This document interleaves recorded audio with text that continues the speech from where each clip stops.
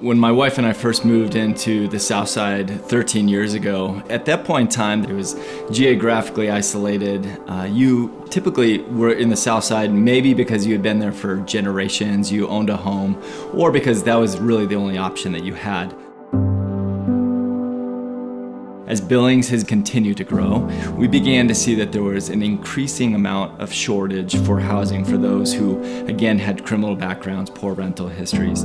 There's like over 6,000 people that are on the waiting list between Section 8 housing and the other public assistance housing. Housing that was already a shortage, there's even more of a shortage, and what is left is incredibly expensive.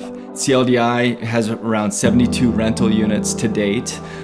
That's great. Those are 72 individuals and families that we get to serve well. But the reality is, if we had another 70 units, we could fill them today. The need is that great. And so as we look forward, one of the new things we're really excited about is a new project called Tapestry Apartments. And what this project will allow us to do is we're able to provide 27 more units that will serve individuals that are 40 to 60% average median income. And so basically what that means is some of the most lowest tier, some of the most low income individuals and families, they're the ones that will be eligible for this housing. So one of the questions that sometimes will be asked of us is what difference will 27 more apartments make when the needs are so vast within the city of Billings? And it's a great question. And so one, it's going to provide opportunities for individuals and families that otherwise have very, very, very few opportunities. So it allows them that platform to begin to build a better future. The second thing, and this is important to us, is it will speak to the identity of who they are. A phrase that we use often is imago Dei, which means image of God, and this idea that as we view people, we view them through the lens of God, which says that every single person who has breath of life has intrinsic value and worth. And so housing can amazingly help provide a layer of that, not only for those who are receiving the housing, but for their neighbors, their friends, future generations to come.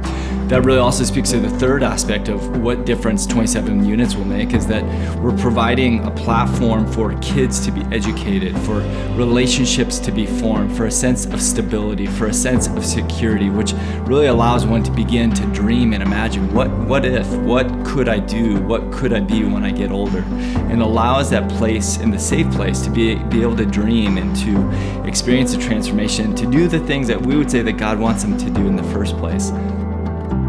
This is providing real dollars that will allow us to continually reinvest back into the Southside community. But part of the struggle within the Southside community is we have dollars leaving our community. We want to reinvest dollars back into our community for the good of the community. And so it's a lot like throwing a rock into a still pond that seems like one small rock, what difference will this make? But the ripples are tremendous. And if we can just touch one life, let alone 27 lives, let alone their children and significant others, we are excited about the unknown opportunities that will provide going forward.